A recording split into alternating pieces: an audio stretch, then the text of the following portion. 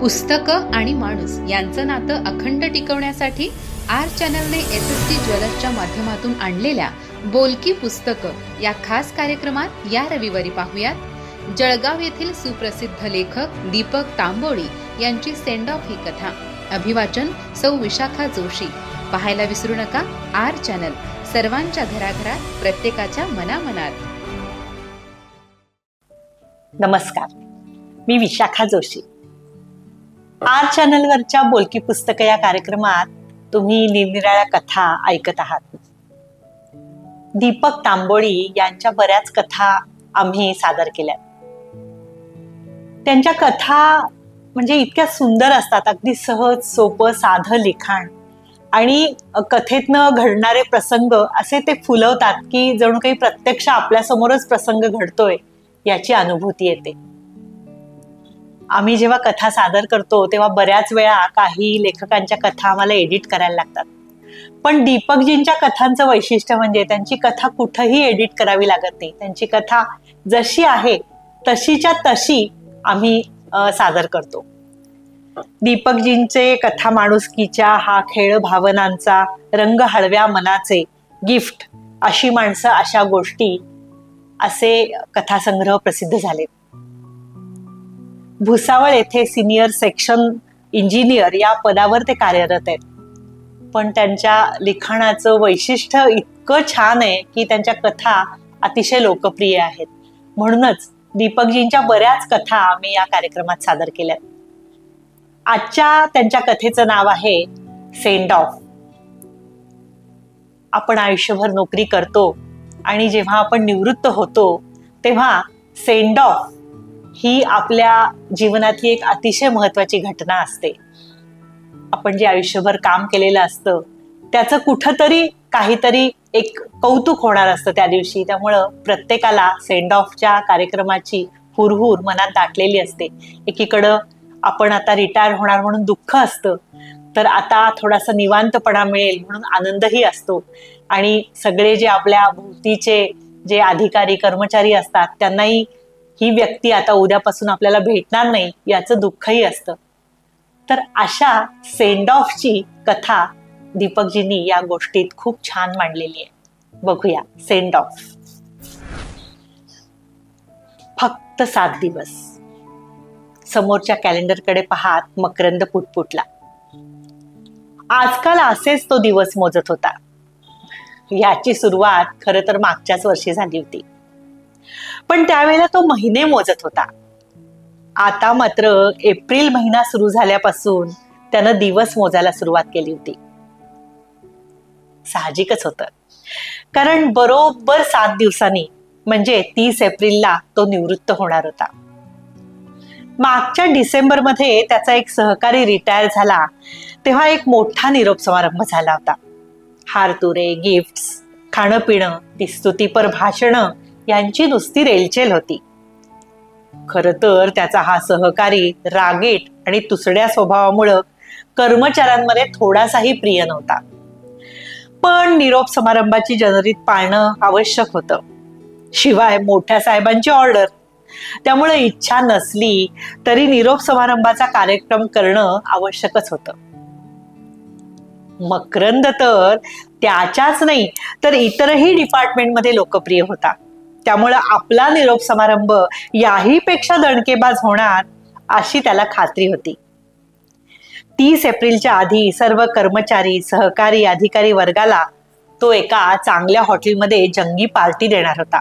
त्यानं हॉटेलही पाहून ठेवलं होतं. विश्वासातल्या काही लोकांची चर्चाही करून ठेवली होती. या कार्यक्रमासाठी नागपूरहून आपल्या कुटुंबियांना बोलावून तो त्यांची सगळ्यांची ओळखही करून देणार होता. निरोप समारंभाच्या सत्काराला उत्तर देताना आपण काय काय भाषण द्यायचं याचीही त्यानं मनातल्या मनात कित्येकदा उजळणी केली होती. किती स्वप्न बघितली होती. पण मार्च मध्ये कोरोना भारतात दाखल झाला. भारतात तो फारसा संक्रमित होणार नाही असं वाटत असतानाच त्यानं वेगानं हातपाय पसरायला सुरुवात केली. मग लॉकडाऊन जाहीर झालं. संचारबंदीचे नियम कडक झाले. सगळ्या कार्यक्रमांवर बंदी आली. सोशल डिस्टन्सिंग आलं. 5 पेक्षा जास्त जणांना एकत्र येण्यास मनाई करण्यात आली. पहिला लॉकडाऊन संपून सगळे व्यवहार सुरळीत होतील, मग आपल्या कार्यक्रमाला अडचण येणार नाही अशी आशा त्याला वाटायला लागली. पण हाय रे दैवा, कोरोना संक्रमित रुग्णांची संख्या वाढतच गेली. हा म्हणता कोरोना सगळ्या देशात पसरला. सोलापूरही त्याला अपवाद ठरलं नाही. पहिल्यानंतर दुसऱ्यानंतर तिसरं लॉकडाऊन सुरू झालं. तेव्हा त्याच्या लक्षात आलं की आपला निरोप समारंभ होणं काही शक्य नाही. काय दुर्दैव बघा, भ्रष्ट काम न करणाऱ्या हाताखालच्या कर्मचाऱ्यांचा छळ करणाऱ्या अधिकाऱ्यांचे सेंड ऑफचे कार्यक्रम झोकात पार पडले होते. आणि ह्याच्यासारखा प्रामाणिक, कष्टाळू, लोकप्रिय अधिकारी निरोप समारंभाविनाच निवृत्त होणार होता. खूप मोठी रुखरुख त्याच्या मनाला लागली होती, पण इलाज नव्हता. सर, आत येऊ? त्याची तंद्री भंगली. त्यानं दाराकडे पाहिलं. ऑफिस सुपरिटेंडंट देवळे आत येण्याची परवानगी मागत होते. या देवळे. देवळे टेबलापाशी आले. एक फाईल त्याच्या पुढ्यात ठेवून म्हणाले, साहेब, सही हवी होती. काय आहे? आपला ठेकेदार पोपटाणीनं काम पूर्ण केलंय, त्याच्या बिलांवर सही हवी होती. त्यानं डोळ्यावर चष्मा चढवला. टेबलवरचं पेन उचलून समोरच्या कागदपत्रांवर क्षणभर नजर टाकली. सही करण्यासाठी हात उचलला तसे देवळे घाईघाईने म्हणाले, थांबा साहेब, एकदा नीट वाचून घ्या. ठेकेदारांनी खरंच काम पूर्ण केले की नाही ते इंजिनियरला विचारून पहा. तो थबकला. त्याला स्वतःच आश्चर्य वाटलं. नेहमी व्यवस्थित वाचून समजून उमजूनच कोणत्या कागदपत्रांवर सही करणारे आपण सध्या काही न बघता सह्या का करतोय? त्यानं मोबाईल उचलून साईट इंजिनियरला फोन लावला. सूर्यवंशी, या पोपटाणीचं काम पूर्ण झालंय का? नाही सर, अजून 20-25% काम बाकी आहे. फिनिशिंग तर सगळंच बाकी आहे. मग तुम्ही तुमच्या सह्या करून फाईल कशी काय पाठवलीत? सर, मोठ्या साहेबांचा फोन होता. तुम्ही 30 तारखेला रिटायर होणार आहे. तुमच्यानंतर जे साहेब येतील ते लवकर बिल पास करणार नाहीत, म्हणून तुम्ही जाण्याच्या आत साहेबांना ते बिल तुमच्याकडनं पास करून घ्यायचं होतं. ओके, असं आहे का? सगळा प्रकार त्याच्या लक्षात आला. ठीक आहे, मी येतो उद्या साईटवर, काम बघतो आणि मग बघू बिलाचं. बर साहेब. फोन कट करून त्यानं देवळेंच्याकडं कृतज्ञतेनं पाहिलं. सही न करता फाईल बंद करून परत देवळेंकडे देत तो म्हणाला, थँक्यू देवळे. देवळे हसले. साहेब, रिटायरमेंट जवळ आली की माणसाचं मन थाऱ्यावर राहत नाही. त्याचं कामात नीट लक्ष लागत नाही. अशा वेळी नको त्या कागदपत्रांवर अजाणता सही केली जाते. याचे अनुभव आहेत आम्हाला. 5 वर्षापूर्वी मेटकर साहेबांनी अशीच न बघता सही केली होती. फार मोठं विजिलन्सचं प्रकरण झालं होतं. 2 वर्ष मेटकर साहेबांना सेटलमेंटचा 1 रुपया सुद्धा मिळाला नाही आणि त्यांचं पेन्शनही सुरू झालं नाही. 2 वर्षांनी ते मिळालं आणि 15 दिवसातच मेटकर साहेब अटॅकनी गेले. बापरे, त्यावेळी तुम्ही नव्हता का? मी नेमका सुट्टीवर होतो साहेब. ज्युनियर क्लार्कनी त्यांची सही घेतली होती. तो शांत बसला. देवळेनी त्याला मोठ्या संकटातून वाचवलं होतं. दुसऱ्या दिवशी मोठ्या साहेबांनी त्याला बोलवून घेतलं. कापडे, तुम्ही त्या पोपटाणीचं बिल अप्रूव्ह नाही केलं? साहेब, काम तर पूर्ण होऊ द्या, अजून बरंच काम बाकी आहे.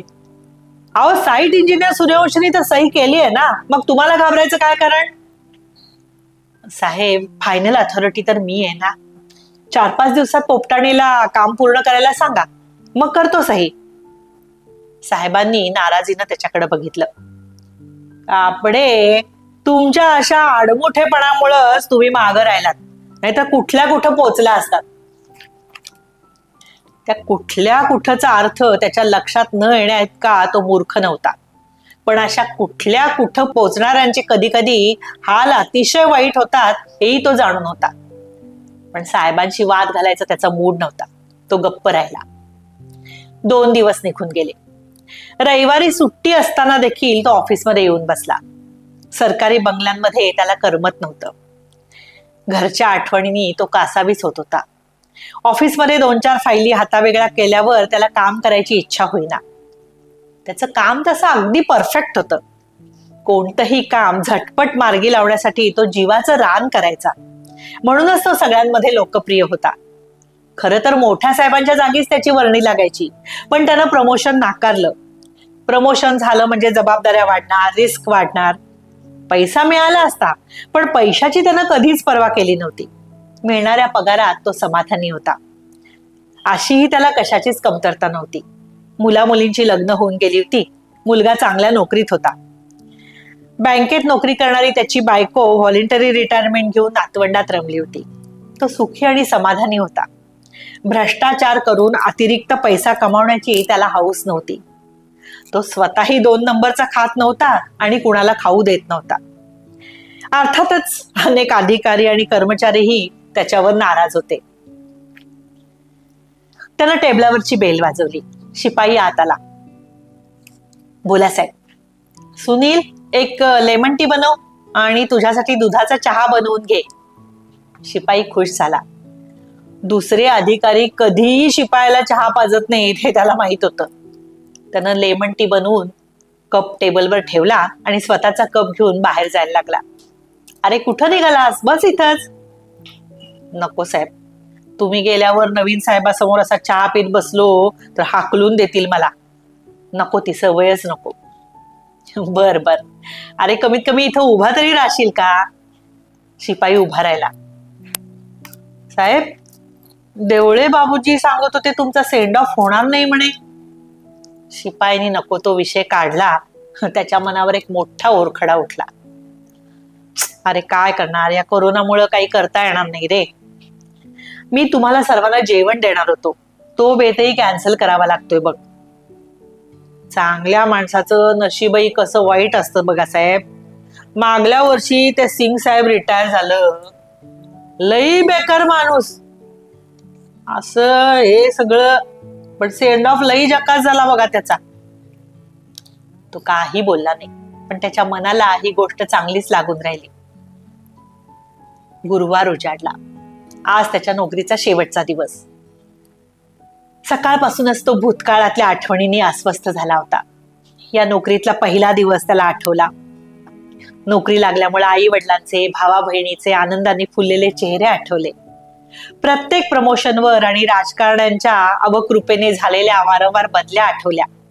नवीन ठिकाणावरची नवीन माणसं, त्यांच्याशी मिळतं जुळतं घेताना झालेली तारेवरची कसरत, भ्रष्ट अधिकाऱ्यांची हात मिळवणी न केल्यामुळं 2 वेळा झालेलं निलंबन, मग पाठीमागे लागलेल्या चौकशा, अधिकाऱ्यांच्या मर्जीतल्या नालायक लोकांना खंडीभर पुरस्कार मिळत असताना, पूर्ण नोकरीत पात्र असतानाही एकही पुरस्कार त्याला मिळाला नव्हता.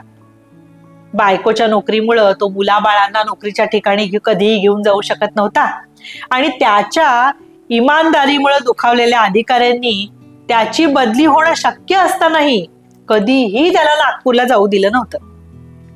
मुलं मोठी होत असताना त्यांना पाहण्याचा आनंद त्यामुळे त्याला कधीच घेता आला नव्हता. प्रमोशन मिळण्याचा आनंदही तो कधी कुटुंबासमवेत शेअर करू शकत नव्हता. सगळ्या आठवणींनी त्याला मध्ये मध्येच घाईवरून येत होतं. आनंदाची एकच गोष्ट होती की तो आता आपल्या कुटुंबात पोचणार होता. पण तो आनंदही निर्भेळ नव्हता. नागपूरला गेल्या गेल्या त्याला 14 दिवस क्वारंटाईन व्हायला लागणार होतं. त्यानंतरच तो कोरोना पॉझिटिव्ह निघाला नाही तरच त्याला घरी जाऊ दिलं जाणार होतं. तो ऑफिसमध्ये पोहोचला. लॉकडाऊनमुळे कर्मचारी वर्ग 1 दिवसाआड ऑफिसात येत होता. आज नेमका कोणीही कर्मचारी ऑफिसला येणार नव्हते. त्यामुळे ऑफिसमध्ये अगदी तुरळक उपस्थिती होती. त्याच्या जागी आलेला अधिकारी त्याला भेटला. चार्ज देण्या घेण्याच्या पत्रावर दोघांनी सह्या केल्या. या सगळ्यात दुपार उलटून गेली. दुपारी 4 वाजता पर्सनल डिपार्टमेंटचे अधिकारी त्याचा सेटलमेंटचा चेक घेऊन आले. देवळे आले होते. सुनील शिपाई उपस्थित होता. मोठ्या साहेबांनी आणि दुसऱ्या अधिकाऱ्यांनी कोरोनाचं कारण सांगून यायचं टाळलं. त्याच्या केबिनमध्येच फक्त 5 जणांच्या उपस्थितीत निरोप समारंभाचा कार्यक्रम झाला. कोरोना संक्रमण होऊ नये म्हणून कुणीही त्याच्या हातात हात मिळवला नाही. मास्क घातलेल्या चेहऱ्यांवर कोणतेही भाव त्याला दिसले नाहीत. ना कसले हार तुरे, ना मिठाई, ना कुठल्या गिफ्ट्स, ना ती भाव विभोर करणारी भाषणं. एकदम मेळमेळीत असा तो निरोप समारंभ होता. 15 मिनिटातच तो बाहेर आला. बाहेर निघताना त्यानं पाहिलं त्याच्या नावाची पाटी काढून त्याच्या जागी आलेल्या नवीन अधिकाऱ्याच्या नावाची पाटी तिथे लागली होती. सरकारी कामात इतकी तत्परता की आपल्याला हकलून देण्याची घाई. त्याला हसूही आलं आणि दुःखही झालं. जड अंतःकरणाने तो ऑफिसच्या बाहेर आला. ड्रायव्हरनी दार उघडता उघडता त्याला विचारलं, कसा झाला साहेब सेंड ऑफ? कसला सेंड ऑफ आणि कसलं काय? चेक घेतला आणि आलो. तुमच्या सेंड ऑफची आम्ही पण वाट बघत होतो साहेब. आपला सगळा ड्रायव्हर स्टाफ तुम्हाला काहीतरी गिफ्ट घेऊन देणार होता, पण काय करणार, या कोरोनाने सगळंच बिघडवलं बघा साहेब. त्यानं बळच एक स्मित केलं. गाडीत बसता बसता त्यानं ऑफिसकडे पाहिलं. या वास्तूशी आणि विभागाशी त्याचा संबंध आता कायमचा तुटला होता. त्याला एकदम भडभडून आलं. कोर्टात घटस्फोट झाल्यानंतर वेगवेगळ्या दिशांना जाणाऱ्या पती पत्नीसारखी ही ताटातूट आहे असं त्याला वाटून गेलं. बंगल्यावर त्याचा स्वयंपाकी मुरलीनं बहुतेक सामानाची बांधाबाद करून ठेवली होती. फक्त चहाची स्वयंपाकाची भांडी उरली होती. ती तो त्या मुरलीलाच देऊन टाकणार होता. त्यानं मुरलीला चहा बनवायला सांगितला आणि तो सोफ्यात जाऊन बसला. एक विचित्र रिक्तपणा त्याला जाणवत होता.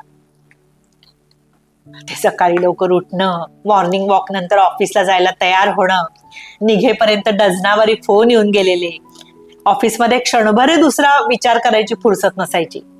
ऑफिसची वेळ संध्याकाळी 6 पर्यंत असली तरी तो 7-7:30 पर्यंत बसलेला असायचा. बंगल्यात परत आल्यानंतरही सतत फोन सुरू असायचे, ते थेट 11 पर्यंत. आता ते सगळं बंद होणार होतं. या कामामुळं त्याला कुणीही मित्र नव्हते. अशी ही मैत्रीची व्याख्या सध्या बदललेली आहे.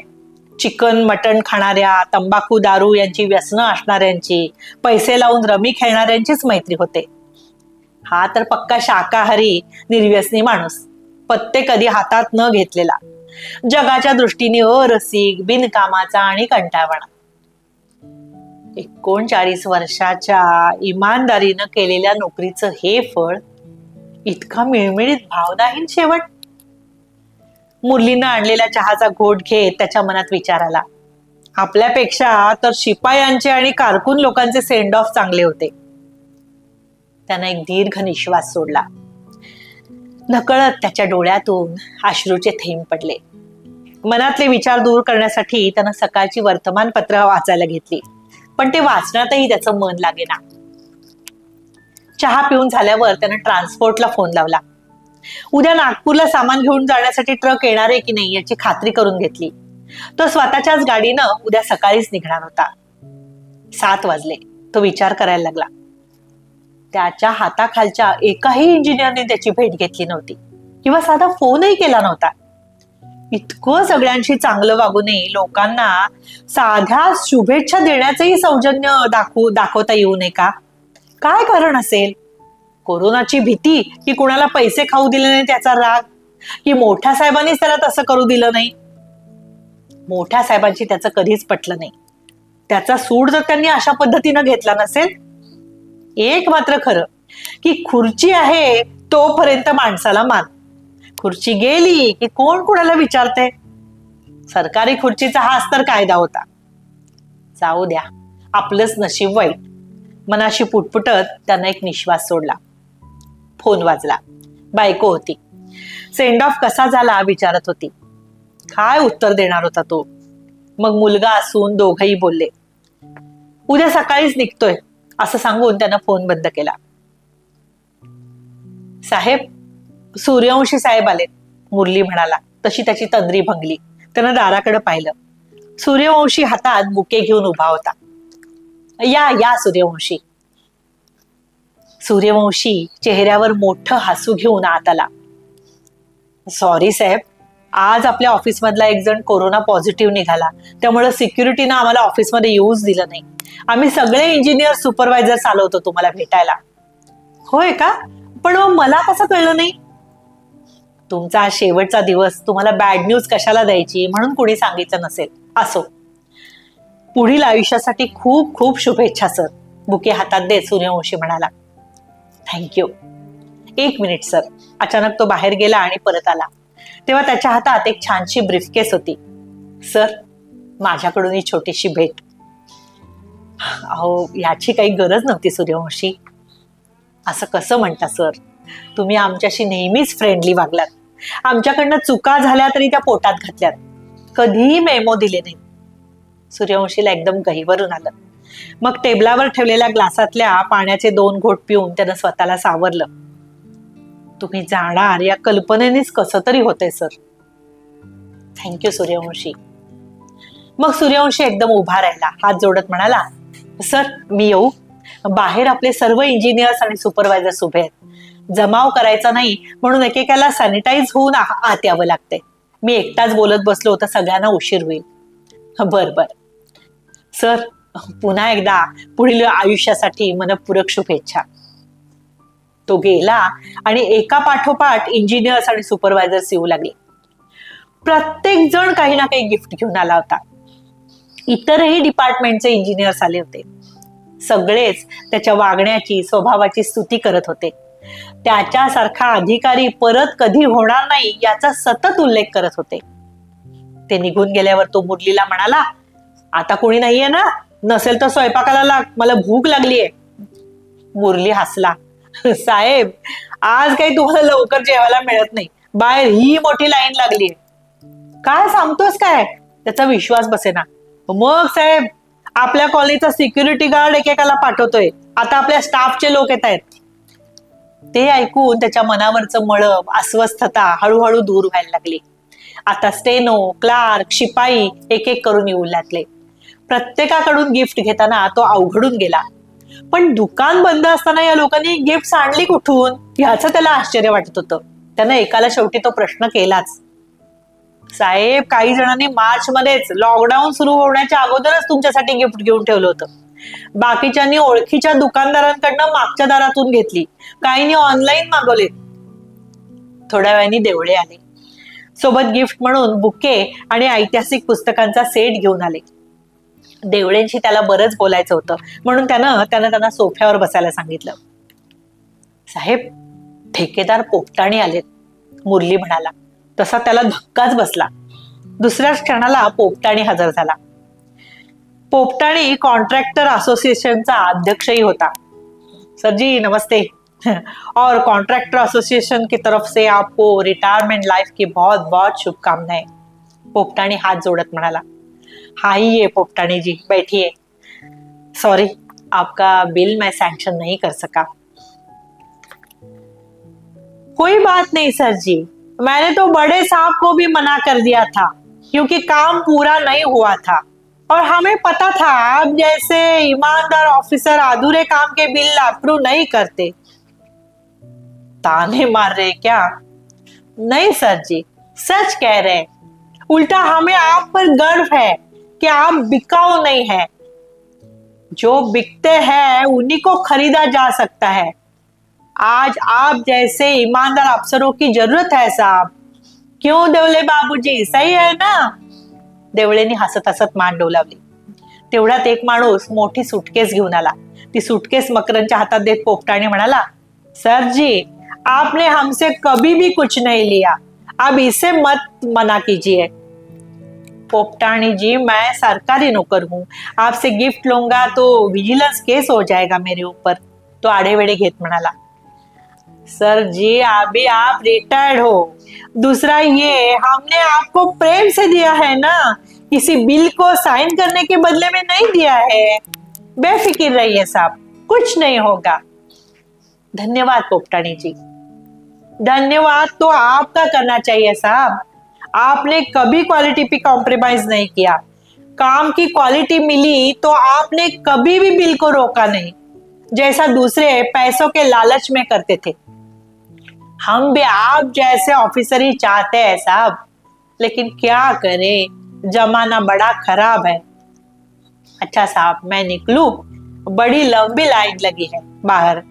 ये सभी लोग आपको चाहने वाले हैं साहब. ये सेंड ऑफ की फॉर्मेलिटी नहीं निभा रहे. नमस्ते साहब. 4-5 क्लार्क भेटून गेल्यावर त्याचा ऑफिस मधला शिपाई सुनील आला. एक मोठा बॉक्स मकरनच्या हातात देऊन त्यानं नमस्कार केला. अरे हे एवढं जड काय दिलंस मला? सर काय नाही, एक मिक्सर आहे. अरे बापरे, अरे याची काय गरज होती? एखादं गुलाबाचं फुलही मला चाललं असतं. नाही साहेब, आजपर्यंत इतके साहेब आले आणि गेले, मी कोणत्याच साहेबाला कधीच काय दिलं नाही. द्यायची इच्छाच झाली नाही साहेब. पण साहेब तुम्ही लई जीव लावला बघा. आणि तो एकदम रडायला लागला. मकरंदनं त्याच्या पाठीवर थोपटलं. बस बस शांत हो.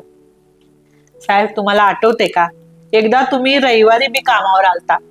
तुमचा स्वयंपाकी गावाला गेलता म्हणून तुमचा डबा नव्हता. मी तुम्हाला म्हणलं साहेब माझ्या डब्यातल्या 2 चपाती खाता का. तुम्ही म्हणलं ये आपण टेबलवर बसून एकत्र जेऊ. पण माझी हिंमत होईना. मी टेबलवर बसायला नाही म्हटलं तर तुम्हीच जमिनीवर बसला आणि माझ्या संग जेवण केलं. एवढा मोठा साहेब माझ्या भावासगत माझ्या सोबत खाली बसून जेवला. मला लई कौतुक वाटलं साहेब तुमचं. येड प्रसंगी मला पैशाची बी लई मदत केली साहेब तुम्ही. तुमची लई आठवण येणार बघा. कधी नागपूरला आलास तर जरूर ये घरी सुनीस. वय साहेब. रात्री 11:30 पर्यंत लोक येत होते. छोट्या मोठ्या गिफ्ट देत होते. बरेच शेजारीही आले होते. 4-5 स्टाफच्या महिलाही आल्या होत्या. एका महिलेनं गिफ्ट द्यायला काही मिळालं नाही म्हणून चक्क त्याच्यासाठी स्वेटर विणून आणला होता. शेवटचा माणूस निघून गेल्यानंतर देवळे म्हणाले, बघा साहेब तुम्हाला वाटलं असेल माझा सेंड ऑफ कुणीच केला नाही, पण हा खरा मनातून दिलेला सेंड ऑफ होता. पटलं ना. मकरंद हसला, म्हणाला खरंय, खूप मनाला वेदना होत होत्या. आता मी समाधानाने इथून जाऊ शकीन. बरं सॉरी तुम्हाला थांबून ठेवलं, एक काम होतं तुमच्याकडं. असं म्हणून तो उठला. आतमध्ये जाऊन बाहेर आला तेव्हा त्याच्या हातात एक चेक होता. देवळे, रिटायरमेंट नंतर सगळ्या स्टाफला एक जंगी पार्टी देण्याची मला इच्छा होती, पण कोरोनामुळे काही ते शक्य झालं नाही. 4-5 महिन्यात किंवा हे कोरोनाचं प्रकरण निवळलं की या सगळ्या लोकांना माझ्यातर्फे एका चांगल्या हॉटेलमध्ये पार्टी देऊन टाका. हा 50,000चा चेक ठेवा तुमच्याजवळ. अजून लागले तर सांगा मला. देवळेने चेककडे पाहिलं आणि तो परत त्याच्या हातात देत म्हणाले, साहेब तुम्ही नसताना पार्टी करणं आम्हाला आवडेल काय. उलट तुम्हीच हे कोरोना प्रकरण आटोपलं की तुमच्या फुरसतीनं तारीख कळवा, आम्ही पार्टी अरेंज करू. मात्र तुम्हाला सहकुटुंब यायचंय बर का. देवळे, अहो खुर्ची गेली की माणूस विसरला जातो. 5-6 महिन्यांनी तुम्ही मला ओळखणार सुद्धा नाही. तुम्ही म्हणता ते खरं आहे साहेब, पण तुमच्या बाबतीत तसं होणार नाही, खात्री बाळगा. बर ठीक आहे, पण हा चेक तरी ठेवा. साहेब पैसे आहेत आमच्याकडं. तुम्हाला सेंड ऑफची पार्टी द्यायची म्हणून आम्ही जानेवारी पासून पैसे जमा करायला सुरुवात केली. सर्वांनी अगदी उत्स्फूर्तपणे पैसे आणून दिले. इतक्या साहेबांना आम्ही सेंड ऑफ दिला. पैसे जमवताना फार कटकटी व्हायच्या. हा पहिला अनुभव आहे की बिना कटकटीने पैसे जमा झालेत. देवळे, खरंच तुम्हाला मानायला लागेल. मला नाही साहेब, तुम्हाला मानायला लागेल. 3 वर्षात तुम्ही पैसा नाही पण प्रेम कमावलं. बघितलं ना किती स्वयंस्फूर्तीनं लोक आले होते. मोठ्या साहेबांनी हिल्लाईत पाहिली असती ना तर तुमची खरी किंमत त्यांना कळली असती. जाऊ द्या, संपला आपला संबंध मोठ्या साहेबांशी. आता मला सांगा, या एवढ्या गिफ्ट्स मधून कोरोना होण्याचे चान्सेस किती आहेत. देवळेंनी खांदे उडवले. डोंट वरी सर, मी 2 माणसं बोलवली आहेत. ती सगळ्या गिफ्ट्सवर डिसइन्फेक्टंट स्प्रे मारतील. तुमच्या ट्रान्सपोर्टवाल्याशी बोलून एक छोटी गाडी या गिफ्टसाठी अरेंज केली आहे. तुमच्या कुटुंबियांना सांगून ठेवा ही प्रिकॉशन घेऊनच सगळं सामान ते घरात घेतील. चला आता मी येऊ. खरंच खूप खूप धन्यवाद देवळे, तुम्ही खूप काळजी घेतलीत माझी. धन्यवाद साहेब. ओळख ठेवा. Happy retired life. देवळे गेल्यावर त्यानं मुरलीला हाक मारली. मुरली बाहेर आल्यावर त्याला म्हणाला, मुरली तुलाही खूप उशीर झालाय, सकाळी तुला लवकर यायचंय, तू जा, मी आता भाजी गरम करून जेवीन. साहेब तुम्ही सगळ्यांच्याकडनं गिफ्ट घेतलं, माझं गिफ्ट तर राहिलंच आहे. तो हसला. आता तू कशाला गिफ्ट देतोस बाबा. 3 वर्ष मला तू खूप स्वयंपाक करून प्रेमाने जेवू घातलंस, ते गिफ्ट तर होतं. 3 वर्षात माझं वजन चांगलं वाढवलंयस तू. काय नाही साहेब, छोटीशीच गिफ्ट आहे. असं म्हणत म्हणत मुरलीनं खिशातून एक छोटीशी डबी काढली. मकरंदचे डोळे विस्फारले. अरे हे काय मुरली, हे सोन्याचं दिसतंय. 5 ग्रॅमची चेन आहे साहेब. अरे वेळ लागले काय तुला. 5 ग्रॅम म्हणजे किती पैसे झाले. ते काय नाही हा, मी काय हे अजिबात घेणार नाही. साहेब असं म्हणू नका, माझी शपथ आहे तुम्हाला. अरे पण कशासाठी एवढा खर्च. साहेब माझ्या 2 मुलांना तुम्ही नोकरीला लावलं, 1 रुपया सुद्धा घेतला नाही. 20-25 लाख खर्च करून सुद्धा अशा नोकऱ्या मिळत नाहीत. अरे मी फक्त शब्द टाकला, मला कुठे पैसे खर्च करावे लागले. माझ्या बायकोचं मोठं ऑपरेशन झालं, तुम्ही एका मिनिटात 1,00,000 रुपये काढून दिलेत. अरे पण तू ते पैसे फेडलेस की, पण त्याचं व्याजही तुम्ही घेतलं नाही साहेब. अरे आपल्या माणसांकडून कोणी व्याज घेतं का? घेतात साहेब. माझ्या भावाकडनं मी एकदा 50,000 घेतले होते, त्यानं माझ्याकडनं 3 वर्षाचं व्याज मागून घेतलं. मकरंद निशब्द झाला. मुरली पुढे आला. त्यानं ती चेनची डबी त्याच्या हातात ठेवली. खाली वाकून पाया पडू लागला तसं मकरंदनं त्याला उचलून छातीशी धरलं. साहेब तुमची लई आठवण येईल, मुरली रडत रडत म्हणाला. मला सुद्धा. साहेब एक विनंती आहे, माझ्या सगळ्या कुटुंबाला तुम्हाला भेटायचंय. उद्या सकाळी बोलावू? अरे बोलव ना, त्यात काय विशेष. साहेब आता शेवटची विनंती, मी भाजी गरम करतो, जेवून घ्या, रात्रीचे 12 वाजले. मुरली तुमच्या सर्वांच्या प्रेमानेच माझं पोट भरलंय, पण आता तू आग्रह करतोयस तर घेतो जेवून. सकाळी मुरली, त्याची बायको, 2 मुलं मुलगी यांना घेऊन आला होता. सगळे मकरंदच्या पाया पडले. मुरलीच्या बायकोनं त्याच्यासाठी डबा करून आणला होता. शिवाय लाडू, चिवडा असे बरेच पदार्थही आणले होते. कोरोनाची साथ सुरू असताना असे दुसऱ्यांच्या घरचे पदार्थ खायचे नसतात हे त्यांना सांगायचं मकरंदच्या जीवावर आलं. त्याला ते ठेवून घेतलं. ड्रायव्हर आल्यावर तो गाडीत जाऊन बसला. गाडी सुरू झाली आणि त्याचा मोबाईल वाजायला लागला. साहेब हॅपी जर्नी आणि best of luck for your retired life, देवळे बोलत होते. तो पुढे जात होता आणि कॉलवर कॉल सुरू झाले. शुभेच्छांना उत्तर देता देता त्याला गहिवरून आलं होतं. या अप्रतिम सेंड ऑफला तो कधीच विसरू शकणार नव्हता.